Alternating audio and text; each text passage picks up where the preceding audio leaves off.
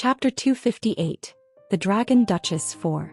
Asha's dragon heart emitted a transparent magical thread that intertwined with the magical thread from Rhaimyra's dragon heart, which was embedded in her forehead.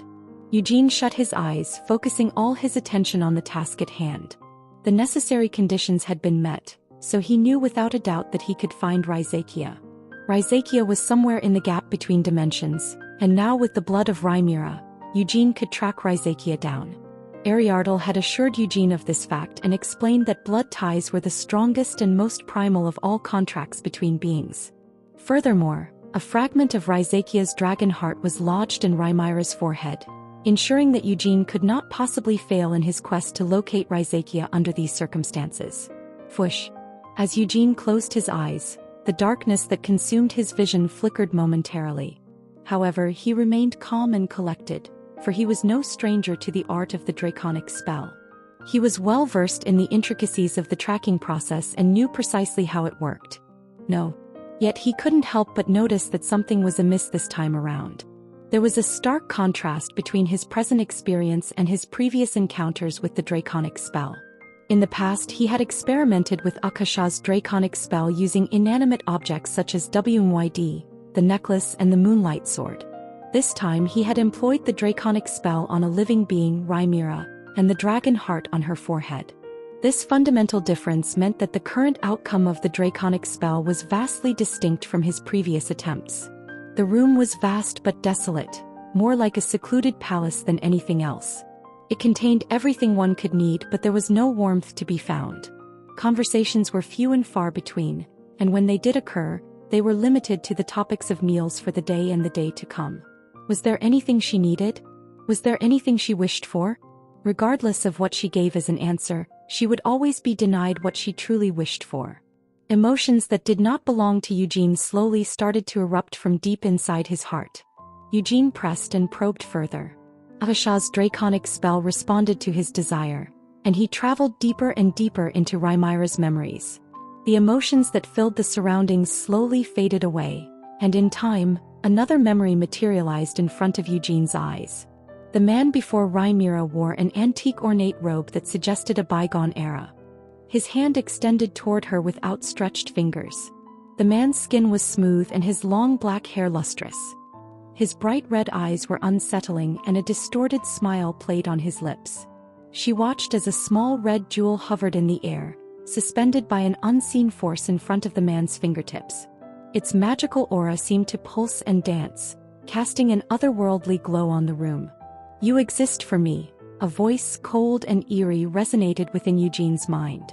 It was the voice of Rhysakia, the black dragon. He had taken on the human form he had grown so fond of during the time of Eugene's past life. Eugene watched as Rhysakia reached forward and embedded the small red jewel into the forehead of the newborn. More. Eugene pressed on once more. What he was seeking wasn't Rhaimyra's memories and origin. He wanted to find the dragon heart and Rhysakia through the bloodline that Rhaimyra possessed. As Eugene focused on his goal, the scenes in his mind began to crumble and collapse. The tracking magic was optimized to be used in this fashion, and it reached a space beyond space. The realm of dimensions. The realm of dimensions was incomprehensibly vast, far beyond the recognition of mere mortals. Nevertheless, Rhysakia's blood and dragon heart paved the way. They were like beacons, leading Eugene through the labyrinthine corridors of the dimension and toward their ultimate master. More. Eugene's forehead was beaded with cold droplets of sweat. If everything went according to plan, locating Rhysakia would trigger the opening of a dimensional door that would lead him straight to the Black Dragon. Once through the gate, Eugene would have the opportunity to vanquish Rhysakia and release Sienna from her sealed state in the World Tree. He steeled himself for the challenges ahead. The gap between dimensions felt like a night sky of utterly immeasurable heights. Eugene felt like he was staring into an endless night. The darkness he encountered was different from anything he had experienced before. It ebbed and flowed around him, mixing with strange shapes that were indistinguishable from stars and clouds. As Eugene's consciousness delved deeper into the unknown, he caught sight of something colossal. His brows furrowed with his eyes still shut. The immense entity appeared to be curled up into a tight ball, with its serpentine tail coiled tightly around its form. The creature's massive wings enveloped its body, almost like a shield protecting it from the outside world. Right in front of Eugene was the black dragon himself, Raizakia. His once majestic scales were now marred by deep gashes and tears as if they had been buffeted by a fierce storm. The flesh of his wings was likewise tattered and torn, revealing raw muscle and bone. I found him. Eugene felt a chill run down his back and a deep sense of joy bloomed within his heart. He reflexively stretched out his hand toward Raizakia. Although the black dragon was asleep with his eyes closed shut, the powerful barrier wrapped around his figure pushed away the interference from Eugene and the draconic spell. It's impossible to force my way through. Eugene's mind raced as he tried to think of a new plan. He pushed himself to the limit, feeling as if his brain would overheat. Nevertheless, he continued to resonate with Akasha, unwilling to give up. The ease with which he had found Raizakia had surprised him, but now he needed to come up with another way to achieve his goal. Eugene had succeeded in finding Raizakia, and he had made contact with the barrier surrounding the black dragon as well. Now he focused his mind and delved deeper into the nature of the barrier surrounding Raizakia. Despite the black dragon not being a demon king, the barrier seemed to be impenetrable. Even so, Eugene refused to give up so easily. While resonating with Akasha, Eugene sought to unravel the magic of the dragons and see through the barrier. It was a difficult task but not impossible. He had to find a way to break through the barrier if he wanted to have any hope of defeating Raizakia and saving Sienna. Once Eugene's understanding deepened and he gained insight into the nature of the barrier, the landscape around him began to change. He was no longer floating in the gap between dimensions, and the sleeping figure of Raizakia disappeared into the distance. It was a pity that he could not give the dragon the middle finger in person. In no time, Eugene's consciousness had left the gap between dimensions entirely and was now looking down at a place somewhere on the continent instead. He recognized the landscape easily because of the location's peculiar characteristics. Furthermore, there was only one place like it on the continent. It was the Samar Forest. Eugene looked down at the Samar Forest from high in the sky as a consciousness. Raizakia's barrier was carved throughout the forest, or to be more precise, on the earth itself. Seeing this, Eugene came to an understanding of what had happened. Sienna had attempted to expel Raizakia into another dimension using a spell that had been impossible for her to cast even in perfect condition. But the World Tree and the elves had lent her their power, turning an impossibility into reality. However, the expelling had not gone according to plan. Instead of being transported to a different dimension, Raizakia had fallen into a gap between worlds. Sienna's critical state had played a part in the failed spell, but Raizakia's strong resistance had also contributed to its failure. The thing that protected Raizakia was a powerful spell that tied his being to the land of the Samar Forest, preventing him from being banished to another dimension. He had to sacrifice his dignity as a dragon and exist as a ghost bound to the land, but by doing so he managed to save his life. This was how he had been able to survive for so long. It's magic that's been kept alive and well for 200 years, Eugene surmised. The magic protecting Raizakia was an all-encompassing force that saturated the black dragon. Among the dragons who had been heralded as the pioneers of magic, Raizakia was the most formidable. As a result, tampering with the magic that was keeping Raizakia anchored to the land was an insurmountable task for Eugene. To alter or nullify the spell, Eugene would need to demolish the Samar Forest and obliterate the ground below it. There couldn't be even a mote of dirt remaining. However, it was still possible for him to open a dimensional door in the Samar Forest using Rhaimira and the Dragon Heart as the key. If Eugene could do that, then he could reattempt his initial plan. He would kill Raizakia in the gap between dimensions. It seemed more realistic to do something about Raizakia than to attempt to completely destroy a piece of land that was even larger than the Empire. In the first place, destroying the forest meant destroying the territory of the elves, which was where Sienna was sealed. So, there was no point in even trying. Eugene cursed under his breath, muttering, "Fucking lizard bastard," as he put away his sword and Though it wasn't as bad as when he targeted the moonlight sword, he still felt a headache from observing a faraway place. While lowering his gaze, he pressed his fingers against his temple in an attempt to alleviate the pain. Eugene checked on Rhaimira, who was still unconscious. He poked her with his foot just to make sure she wasn't faking it, but there was no response. Then he sighed in relief as he preferred it this way. Eugene lifted Rhaimira and slung her over his shoulder, planning to take her with him. Though he hadn't been able to kill Raizakia right away, He felt somewhat satisfied as he had managed to catch a glimpse of Raizakia as well as come up with a plan to achieve his goal. In the first place, Eugene had not been expecting to kill Raizakia during his time in the Dragon Demon Castle. Moreover, Eugene had laid his hands on the key, Rhaenyra, the Dragon Duchess. It would have proven difficult to escape had a disturbance broken out in the Dragon Demon Castle. But fortunately, it was still quiet. That means I just need to take this kid with me right now. Eugene approached the warp gate with a grin. The warp gate was still operational. All he needed to do was to warp back down to the mining village and then get out of Carabloom somehow. What the hell? Eugene climbed onto the warp gate with Rhaenyra over his shoulder, but the connection was immediately cut off. He checked the status of the warp gate with Akasha, and when he realized the reason for the disconnection, a frown appeared on his face. Damn it. Eugene descended from the warp gate and gently set Rhaenyra down on the ground. He tried to rouse her by giving a few light slaps on her cheek, but she remained unresponsive. Sir Eugene, try giving her a flick on the forehead, suggested Mare while poking her head out of his cloak. Mare's large eyes sparkled with curiosity and playfulness as she smiled mischievously. Thinking that it was a good idea, Eugene gave a nod before putting it into action. Eugene flicked his finger against Rhaenyra's forehead. The thumb-sized dragon heart trembled with shock, and Rhaenyra's limp body suddenly convulsed. Kaya! Rhaenyra screamed. Eugene immediately reacted by seizing her neck and pressing against it. Then he positioned his fingers for another flick and placed them right in front of her eyes for her to see. Truthfully answer all of the questions I'm about to ask you, said Eugene. Why, you intruder. What are you doing too? Stuttered Rhaenyra. Hayek. Eugene made sure not to put too much force behind the flicks since he couldn't have her fainting repeatedly. The sharpness of her scream wasn't as bad as before since he flicked with less force, but her body still convulsed with pain. Is it impossible to use the warp gate with you? Asked Eugene. What are you talking about? Rhaenyra responded. However, it wasn't the answer Eugene wanted. Silence replaced the scream that had erupted from Rhaenyra earlier, but her jaw remained open, a sign of the intense pain she was experiencing. Tears streamed down her face and slowly pooled around the corners of her eyes. Are there any other ways for you to get out of here? Asked Eugene. Do not, insult me, any longer. This lady is the child of the Black Dragon. The rightful master of the Dragon Demon Castle. Eugene flicked his finger against Rhaenyra's forehead with a gentle touch, and streams of tears started flowing down her eyes again.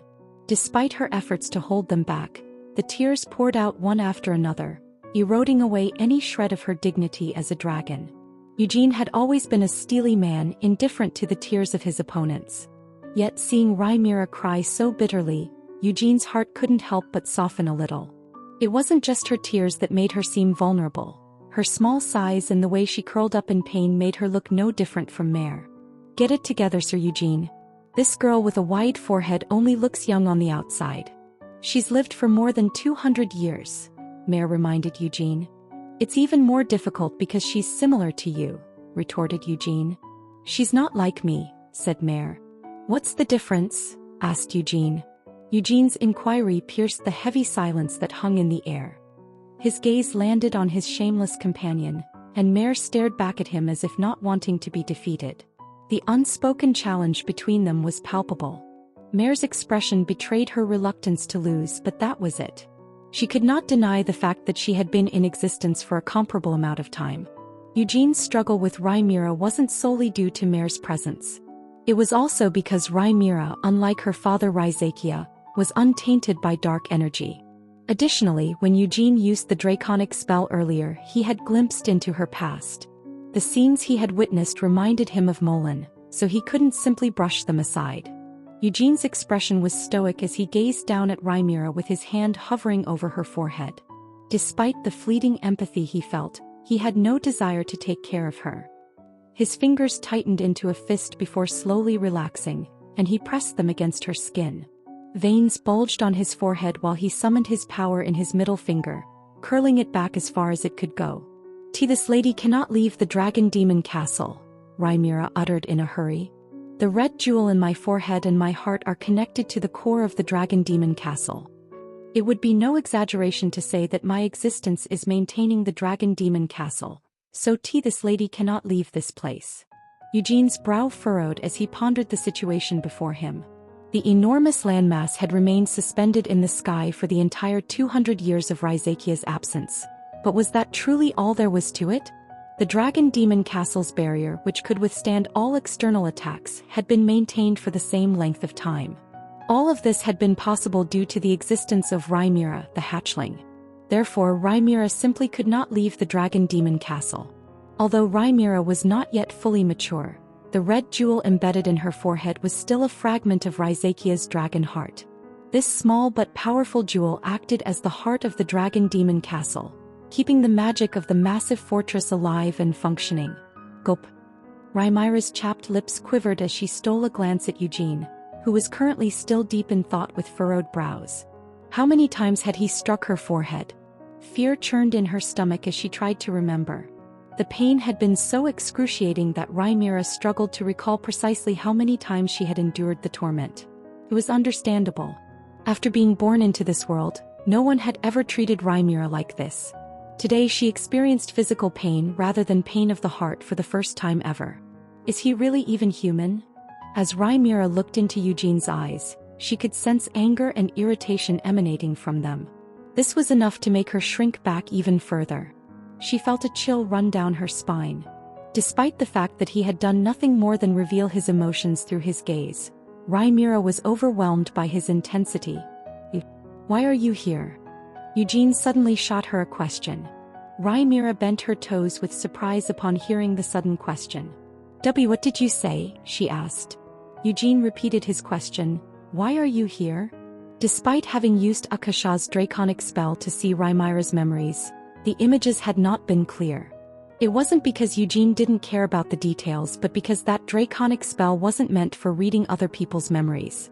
However, he had still managed to catch a glimpse of the life Rhaimira had led in the Dragon Demon Castle. Rhaimira was Raizakia's daughter, the hatchling of the Black Dragon, and the Dragon Duchess. Despite her noble lineage, Rhaimira's existence was shrouded in secrecy and unknown to the public. Only existences on the level of the other three Dukes of Helmuth were aware of Rhaimira. It had been inevitable.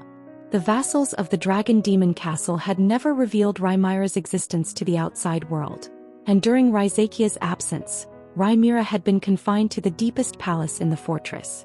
The garden and the palace had been Rhaimira's entire world. When Eugene used Draconic, he had felt the full extent of her solitude and sorrow. Even so, Eugene glared at Rhaimira with apathetic eyes. Rhaimira squirmed and wriggled her fingers in response. "This lady does not know what you are talking about. I am the rightful master of the Dragon Demon Castle.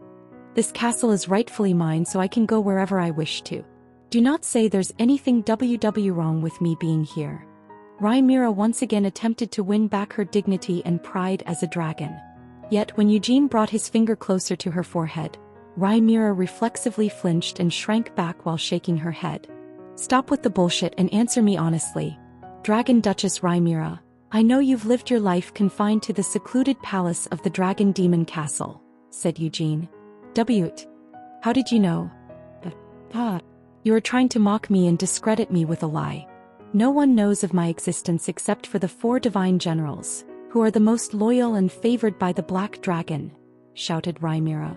"Well, I know about it, you little brat.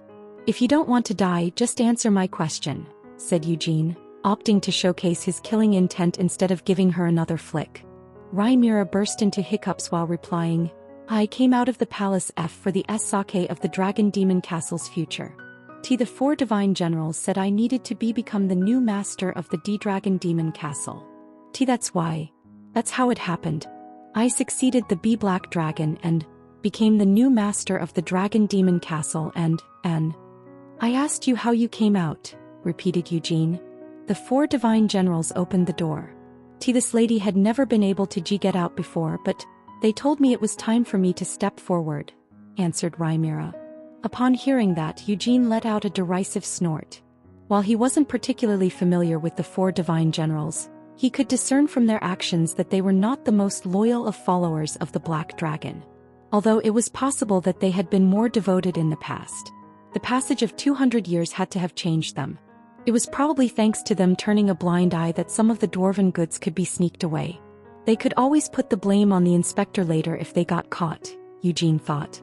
In addition, it was unpleasantly obvious why they had chosen to release Rhaenyra after locking her up for 200 years. Sooner or later, Count Carid would declare war against the Dragon Demon Castle. But the 4 divine generals would not want a war. Therefore, they would want to reveal Rhyzakia's absence by putting forth Rhaenyra. Afterward, they could have Rhaenyra acknowledge defeat to avoid suffering any damage. If Count Carid asked for the head of the lord, they could simply give Rhaenyra's head since she's technically the acting lord. Eugene could also guess why she was in this place as well. Do you not recognize who I am? Well, rightly so. However, know that everyone in the Dragon Demon Castle will come to know my name today. I am the legitimate master of the Dragon Demon Castle and the only flesh and blood of the Black Dragon. Rhaenyra had shouted such words from the beginning because she no longer had to hide her existence. No, rather, the 4 divine generals wanted her to flaunt her existence to the fullest.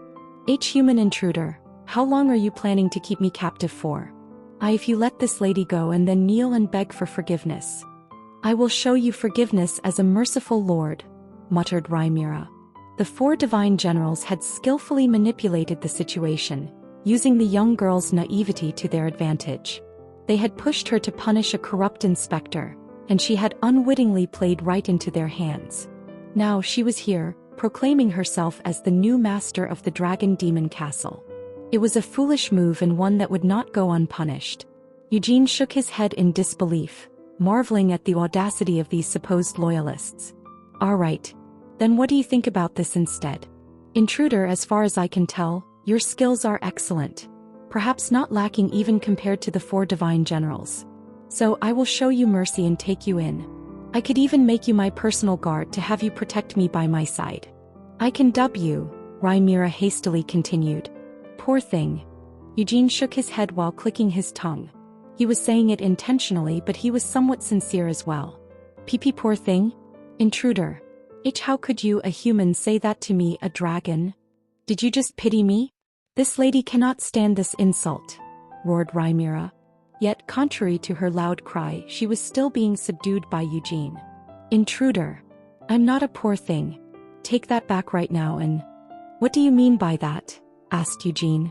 I am not to be pitied, shouted Rhaenyra. You're going to die in a few days, said Eugene while clicking his tongue once more. Rhaenyra's eyes widened with shock as she stared at Eugene. Chapter 259. The Dragon Duchess 5. Rhaenyra blinked dazedly as she struggled to make sense of Eugene's rambling. What on earth was he talking about? Today was meant to be a joyous occasion for her, a day she had longed for. At least that had been the plan. The palace doors that had confined her for centuries had finally flung wide open, granting her freedom. The 4 divine generals who had seldom paid her a visit over the years had unlocked the door and allowed her to step out into the world once more. From now on, she would no longer need to bide her time in the secluded palace, and she would no longer have to stay lonely or sleep for long periods of time just to kill time. Rhaenyra did not know the whereabouts of the Black Dragon who would one day return, but the Dragon Demon Castle was now hers to rule. Even the 4 divine generals had acknowledged this fact. With their lord away, it was up to Rhaenyra, his daughter, to safeguard the castle. Yet what was it that had happened next? To her surprise, the 4 divine generals had come to her complaining about a petty inspector who had absconded with treasures meant for their lord. How absurd. Still, that had been fine. To commemorate becoming the deputy castle lord, she had decided to make the name Rhaenyra known to all the subjects and the people of the Dragon Demon Castle. So she came to this place to take care of the corruption with her own hands. However, her plans had come to an abrupt halt when she stumbled upon a human intruder that she didn't know. Despite her efforts to resist, he had overpowered her, knocking her to the ground and striking her precious red jewel. She had been confused from the beginning to the end, and now he was suddenly expressing sympathy toward her, saying that she would die in a few days. This lady did not properly hear what you said. So what did you say? Asked Rhaenyra. You'll die in a few days, responded Eugene. Nonsense. Stop spouting nonsense. Why would this lady die out of the blue? Asked Rhaenyra. They'll most likely chop off your head and mount it on the Dragon Demon Castle's gate. Or perhaps they'll impale you with a spike through your crotch and put you on display in front of the gate. Or maybe they'll opt to dismember you one limb at a time, Eugene went on and on. WWW, what are you? Ah, and let's not forget this one, Eugene remarked. It's a brutal execution method favored by the Dark Elves. They force their victims to kneel, cut open their stomachs and pull out their intestines while they're still alive. How absurd. Why, you're just trying to frighten this lady with your macabre tale. Your W words hold no sway over me. This lady feels nothing. Rhaenyra retorted, determined not to be intimidated. Do you know what all those execution methods have in common? Eugene asked, his expression remaining indifferent. Of course, Rhaenyra had no idea. Her knowledge of executions was limited to what she had seen in historical dramas and movies during her time in the secluded palace. And even then, the methods were typically limited to stabbing or poisoning. It's that all of them are symbolic in nature, explained Eugene. As symbolic? What do you mean by that? Asked Rhaenyra. A war is imminent in the Dragon Demon Castle. The enemy could invade within hours or a few days at most, Eugene announced. Rhaenyra was taken aback. This was the first she had heard of such news.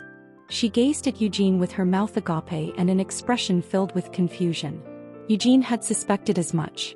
Rhaenyra truly was clueless about the impending threat. He clicked his tongue in frustration before delving into an explanation of the impending war that loomed over the Dragon Demon Castle. There was simply no way Rhaenyra could have been aware of the situation. Throughout her time in the palace, Rhaenyra had been provided with various forms of entertainment to keep her occupied. Books of all kinds, including fairy tales, novels, and historical tomes, were at her disposal. She even had comic books to help her pass the time. After Black Towers were established throughout Helmuth and a television-watching culture was developed there, she had also been able to indulge in video media such as television dramas and movies. These things had helped her endure the long years of isolation. However, despite all the entertainment available to her, Rhaenyra had never been granted access to the news. As a result, she was completely ignorant of the situation outside the Dragon Demon Castle. Rhaenyra burst out laughing at Eugene's words. Of war? Ah, what a stupid lowlife you are, human intruder. This is the Dragon Demon Castle, an impenetrable fortress ruled by the Black Dragon himself. This lady does not know this Count Carrot of the Royal Fief, but how could a mere count dare to invade the dukedom of the Black Dragon? Then why do you suppose I invaded this place even though I have no such title? Asked Eugene with a sigh. Rhaenyra hesitated for a moment before responding. That's because you are a rude human being who does not know how to value his life. Although she had initially mocked Eugene, Rhaenyra wasn't completely thoughtless or stupid. At the human's mention of an impending war, Rhaenyra's mind raced with memories of recent events that had seemed out of place. The inside of the Dragon Demon Castle had been bustling, and the faces of the 4 divine generals had appeared full of worries when they opened the door for her. Was that all? She had imagined the streets to be full of life and noise, but instead she had only found a dark, gloomy place waiting for her. Moreover, many people had been packing their things for some reason. If what you say is true, why would you say that this lady will die? Asked Rhaenyra. Well, that's because the subjects of the Dragon Demon Castle have no intention of going to war. If Rhysakia were alive and well, there wouldn't even be a need to worry about war, just like you said. But Rhysakia isn't here right now, answered Eugene. But I'm here. This lady is the only child, the only blood of the Black Dragon, exclaimed Rhaenyra. That's why they want to end the war with your head. Do you by chance think that Count Carrot would back down after invading the Dragon Demon Castle just because he saw your face? Frankly, that was exactly what Rhaenyra had been thinking. She had to admit that she had been foolish in hoping that her presence alone would be enough to quell the conflict. As Eugene's words sunk in, Rhaenyra realized the absurdity of her way of thinking and remained silent while her lips pursed with worry. Rhaenyra found herself completely swayed by Eugene's words, and her own observations only reinforced his argument. Her eyes darted around with anxiety, and after a moment she parted her lips. Surely, there is no guarantee that they will kill me? She asked with a trembling voice. Right, there's no guarantee. There's no guarantee that they won't kill you either, said Eugene. Why are you saying something so scary? In the first place, who are you? Why are you here? Why did you invade the Dragon Demon Castle and why are you tormenting and frightening this lady? Asked Rhaenyra. I came here to kill you, said Eugene, causing Rhaenyra's face to turn completely pale. But now, I don't think that will be necessary. Eugene wasn't entirely certain if he could kill Rhaenyra. He pondered over the red jewel on her forehead and wondered if it would maintain its form even after her death. Would her blood and dragon heart be enough to open the dimensional door to Rhysakia? Eugene couldn't afford to risk failure by attempting something uncertain. As such, he decided to take Rhaenyra alive instead of killing her. There were other minor reasons behind his decision as well. To be honest, he felt a little sorry for her because of how she had lived an isolated life like Molan and Mare. More importantly, Rhaenyra wasn't tainted. She was the biological child of Rhysakia, but she was just a regular dragon. A daughter that had been born to lay more eggs as well as a meal to be feasted on one day. Rhaenyra was just like Aenys and the previous saints. She has all the features that I fucking hated. Eugene's expression crumpled when he thought about it. However, Rhaenyra did not properly understand Eugene's sympathy, and her teeth clattered with fear. Why, you mean to say you've changed your mind?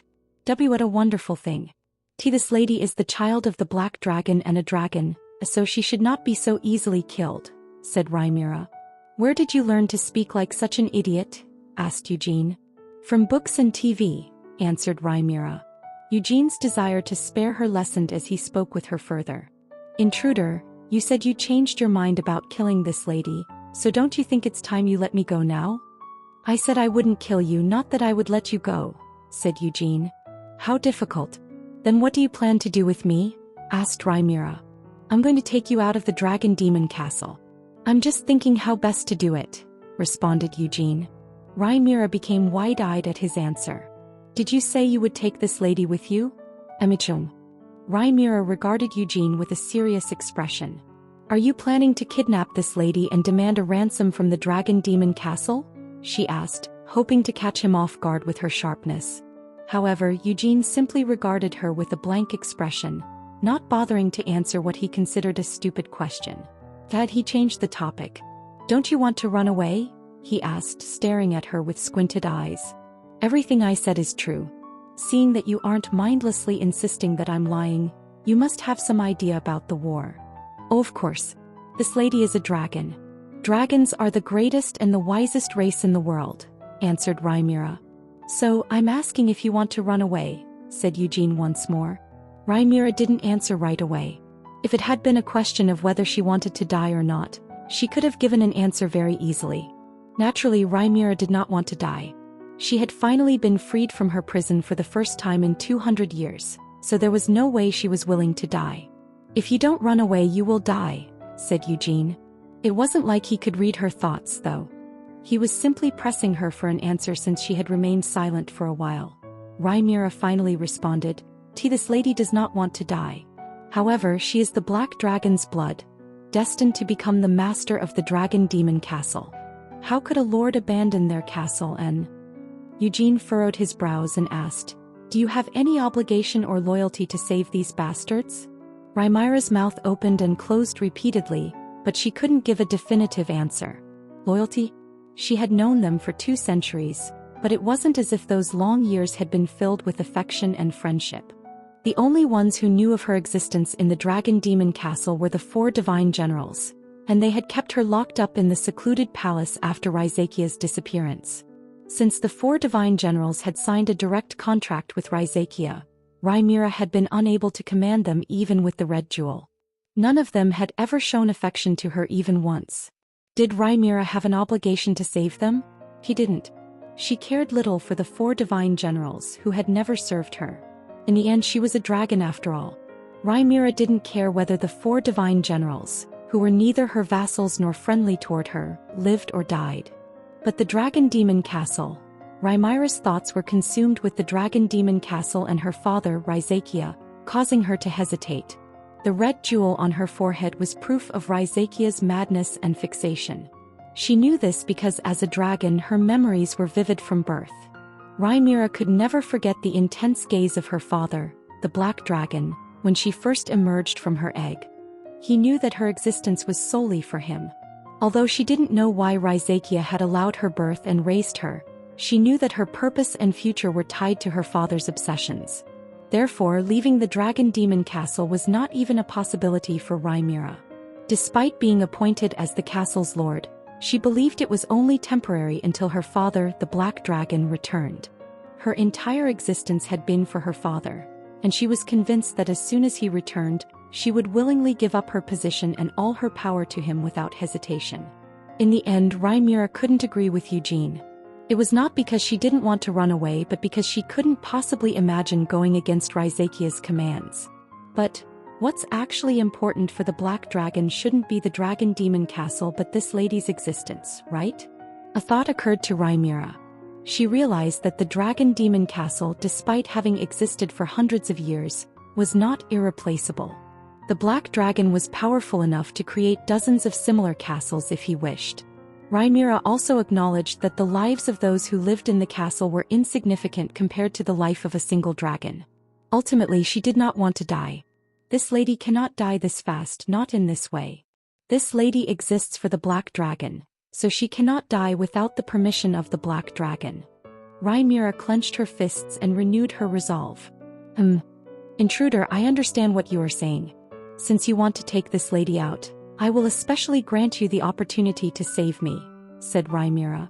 Why don't you just kill her instead, Sir Eugene?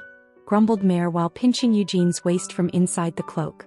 But, as I said before, this lady is connected to the Dragon Demon Castle. As long as the central core of the Dragon Demon Castle is strong and intact, she cannot escape from the Dragon Demon Castle, explained Rhaenyra. Then I will just have to destroy that core, said Eugene with an uncaring expression. Rhaenyra started to have hiccups. Contrary to Eugene's expression, his answer was brazen. If you destroy the core, the Dragon Demon Castle will fall to the ground. Rhaenyra exclaimed with shock. Of course it will, replied Eugene. As long as Rhaenyra was tied to the core, it was impossible to sneak her out. In that case, wasn't it better to just bulldoze through everything? In the first place, Count Carrad would soon be invading the Dragon Demon Castle with Jagan leading the way. Eugene didn't know exactly how they planned to launch the invasion, but when the time came, the chaos in the Dragon Demon Castle would reach its peak. If the castle were to be engulfed as a battlefield, who would really care whether the Dragon Demon Castle started to crash before or after the destruction of its core? No, Sir Eugene. Who would not care? Of course they would care. Who wouldn't when such a big castle starts to fall? Said Mare. Things just happen in war. Be honest. You just want to break it because you dislike the Dragon Demon Castle. Eugene didn't deny that. It was true that he had the desire to drive this forsaken castle into the ground. Meanwhile, Rhaenyra was in disbelief and stared at Eugene silently, at a loss for words. She couldn't help but question whether this was all a dream. However, the pain from earlier was still fresh, and the throbbing on her forehead was a constant reminder that this was, in fact, reality. After acknowledging it, Rhaenyra felt her pulse start to speed up. The intruder would crash the castle, the Dragon Demon Castle of the Black Dragon, by destroying the core of the Dragon Demon Castle. It was a vicious act that Rhaenyra had never imagined, even in her wildest dreams. Her lips suddenly felt dry, a side effect of her excitement. If there is no other choice, then I guess you must. Will you be heading there right away to destroy the core? Asked Rhaenyra. Do you know where it is? Questioned Eugene. It is located in the basement of the castle. If you want to destroy it right away, this lady can guide you there personally. The castle is far too vast for a commoner like you to imagine, so you won't be able to find your wa. Rhaenyra's words ended with a scream of pain. Eugene had flicked her red jewel. He didn't like how she tried to show off, even though there was nothing to flaunt. Rhaenyra flopped left and right while screaming. I'm not going to break it right now, stated Eugene. He could, but it would be much too noticeable. After hearing Eugene's answer, Rhaenyra suddenly stopped screaming and returned a look of disappointment. Then how long do you plan to keep this lady for? If she doesn't return, the 4 divine generals will send a group to find me, said Rhaenyra. Well, I'm sure they will. The 4 divine generals needed Rhaenyra for the upcoming war. However, Eugene couldn't simply release and send her back to the Dragon Demon Castle after making contact with her. I will send you back if you make a few promises with me, said Eugene. What? If you do not, I will keep hitting your forehead, threatened Eugene. Dragons could not break promises made with Draconic. Although it was just a childish threat to Rhaenyra, it was more horrifying than anything else in the world. Chapter 260. The Dragon Duchess 6. It was only after Rhaenyra promised in Draconic not to tell anyone about the intruder and the plan of escape from the Dragon Demon Castle that she was finally allowed to return to the castle. "You're here." All of the 4 divine generals had gathered to greet her at the wide-open gates. They, who had been vassals of the Black Dragon since 300 years ago, were among the most loyal of the Black Dragon's vassals. 200 years had already passed since the disappearance of the Black Dragon from the castle, and the 4 divine generals had led the Dragon Demon Castle together by acting as the deputy lord of the Dragon Demon Castle. Rhaenyra's brows furrowed with confusion as she surveyed the crowd of subjects lined up inside the gate. "What is going on?" she asked. Though she recognized the 4 divine generals among the throngs of people, the rest were strangers to her. It was clear that all the retainers of the Dragon Demon Castle had gathered on the road leading to there, but for what purpose she could not fathom it. As she took in the scene before her, Rhaenyra's expression remained inscrutable, betraying nothing of her inner thoughts.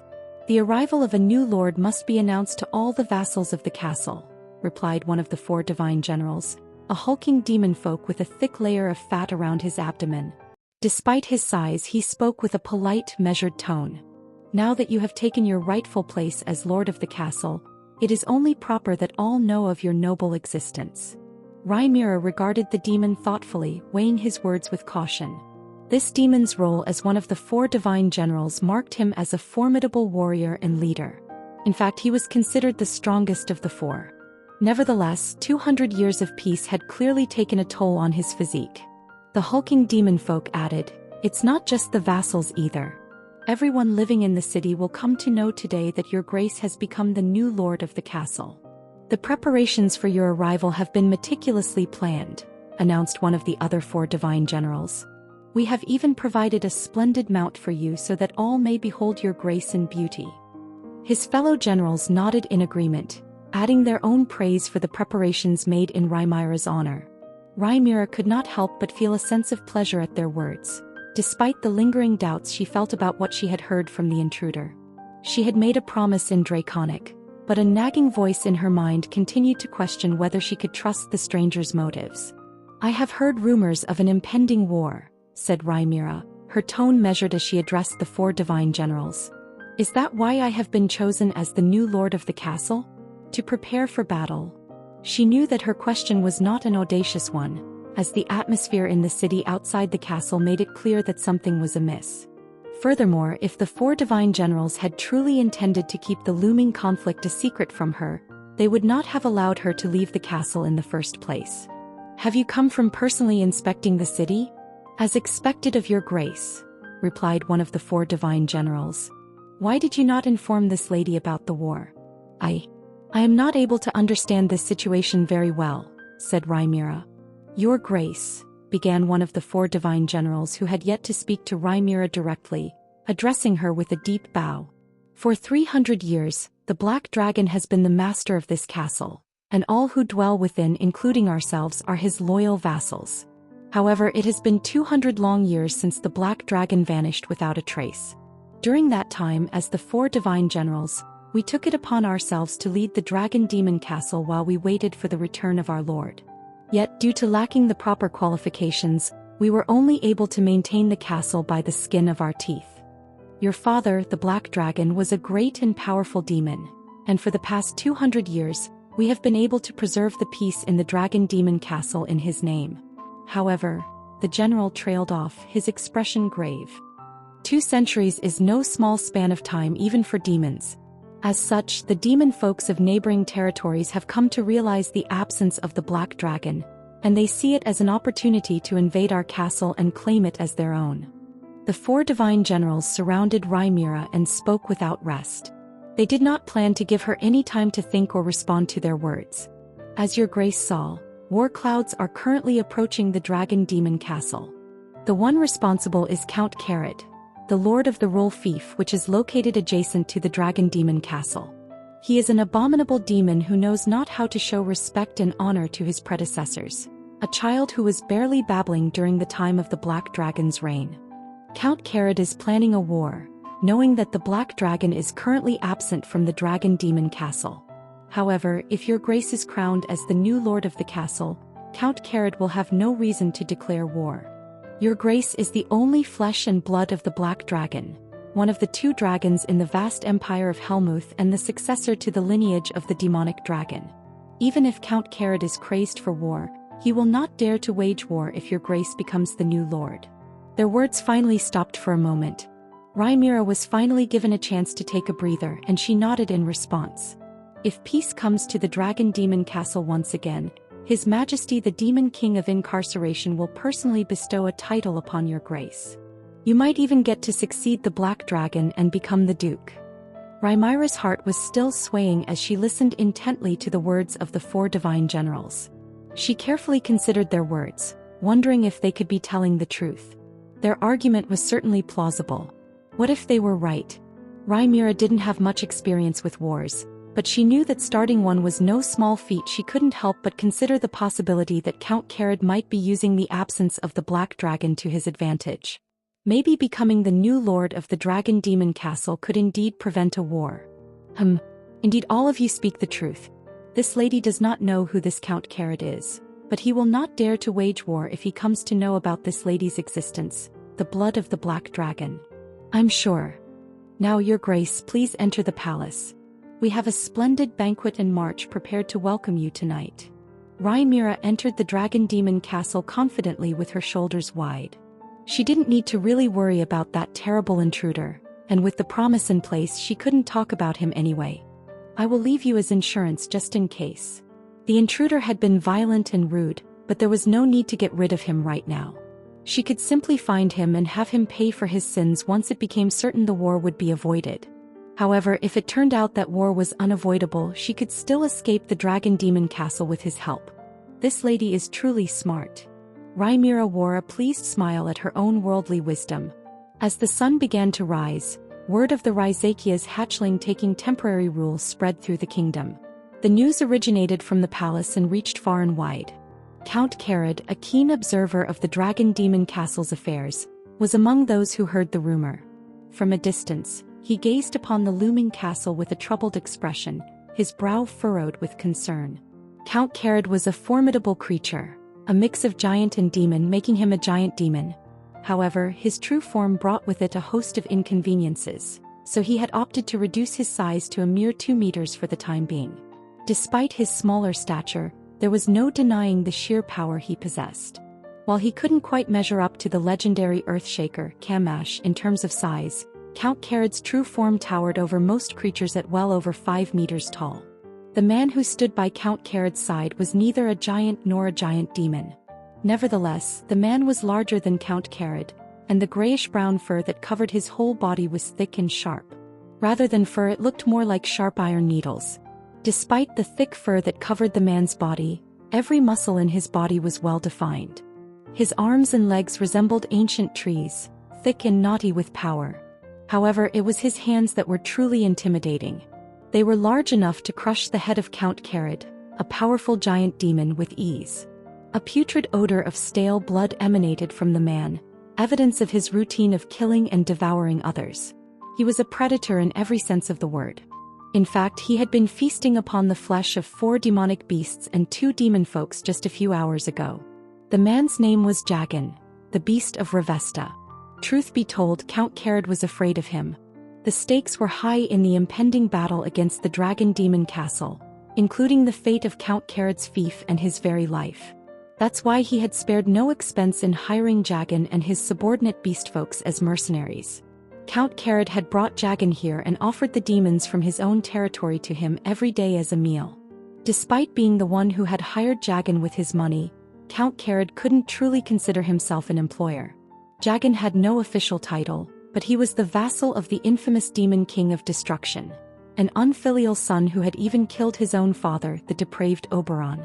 Even as they stood together, Count Carrot was acutely aware that if Jagan suddenly decided to turn on him, Jagan could easily rip his head from his shoulders. He's dangerous, but also sharp. A smile played on Count Carrot's lips as he shot a quick glance at Jagan. He knew that the Black Dragon was the biggest wild card in the upcoming war. and he had long suspected that the powerful dragon was nowhere to be found. Now, with the confirmation of the black dragon's absence, Count Carrot felt a surge of confidence. He pondered over the fate of the black dragon, but what he knew for sure was that the current lord of the Dragon Demon Castle was not Raizakia but rather his offspring, who had lived for approximately 200 years. "Jagan, I wanted to mention that a letter arrived from the Dragon Demon Castle," said Count Carrot. Jagan had been standing in place for a while, staring at the Dragon Demon Castle. Even though Count Carrot came to stand right next to him, Jagan did not spare him a single glance. After clearing his throat, Count Carrot continued, "There are 4 old demons in the Dragon Demon Castle. They call themselves the 4 Divine Generals. They were quite famous 300 years ago, but they were bred into complacency by the Black Dragon, likened to pigs because of peace and comfort. They say that they have no intention of fighting this war." Jagan listened to the situation silently. "They are willing to surrender unconditionally. To prove that, they are going to give us the Black Dragon's daughter, who has just ascended as the castle's lord. If they are willing to forfeit that much, I think this might be a good proposal. Rather than going to war." Jagan's expression remained impassive as he turned his head to face Count Carrot. His face consisted of a blend of bear and human features, and his black eyes gave no indication of the thoughts racing through his mind. "I came all this way to go to war," Jagan declared in a low voice, his words almost a growl. No emotions could be found in his black eyes as he stared at Count Carrot. "If you are not willing to wage war, I have no choice but to go to war with you instead." Wait. Calm down, Jagan. "A war with me? I will kill as many people of your fief as the number of people residing in that floating castle," declared Jagan. "Crazy bastard." Count Carrot thought before forcing a smile onto his face that he said, "Calm down, Jagan. I said that it was a good offer, but I have no intention of accepting it. The purpose of this war is also to wipe out those old pigs who sent me this letter." Count Carrot wasn't saying this just to appease Jagan, as he had his own ambitions and beliefs. He was considered a young demon in Helmuth, and he had not participated in the war 300 years ago. However, he knew from stories that the massive war had been terrible. Almost all of the high-ranking demons of Helmuth were those who had actively participated in the war, and the 3 dukes were heroes from the war who had survived for 300 years after it. Count Carrot didn't believe that everyone who had survived the war had become obsolete. Nevertheless, he knew that there were certainly demons among Helmuth's upper echelons who had grown weak and entitled over centuries of peace. These OBs, had no real qualifications or authority, yet they demanded respect and special treatment. The opulence of the ostentatious noblesse was hard to ignore. They resided in a grand castle and enjoyed their privileges while the non-privileged inhabitants labored in Carabloom, working for the benefit of those who lived in the sky. In this structure, the hierarchy was completely corrupted starting from the top. It was probable that the Black Dragon had been absent for more than a century, but what had the 4 divine generals accomplished during his absence? They had been tasked to manage the territory in the Lord's absence, but they had done nothing at all. Instead, they had indulged in luxury like fat, lazy pigs. The war against the Dragon Demon Castle would be a significant step toward Count Carrot's ambitious future. He could not rob the Black Dragon's title in his absence. However, if Count Carrot could use this war to cause the Dragon Demon Castle to fall, he would receive the attention of all of Helmuth. Then I will be able to achieve a higher rank and title. His ambitious plan would start there. Count Carrot's mind trailed off to another train of thought as he envisioned himself standing among the highest echelons of Helmuth's demon society. He knew he had the cunning and ambition to climb the ranks, and defeating the Dragon Demon Castle would be the first step. Count Carrot was determined to show the other demon folks that he was not to be underestimated, that he was capable of greatness. One day he would stand at the highest peaks of Pandemonium, the capital city of Helmuth, alongside the 3 dukes. "This is different from what you said initially," Jagan muttered, causing Count Carrot's daydreams of ambitious plans to quickly dissipate. "Count, you promised me a war against the dragon," Jagan reminded him, his tone unwavering. "Rhaimira, the Dragon Duchess. She is also a dragon." Jagan interrupted him, saying, "The dragon I wanted was Raizakia, the Black Dragon.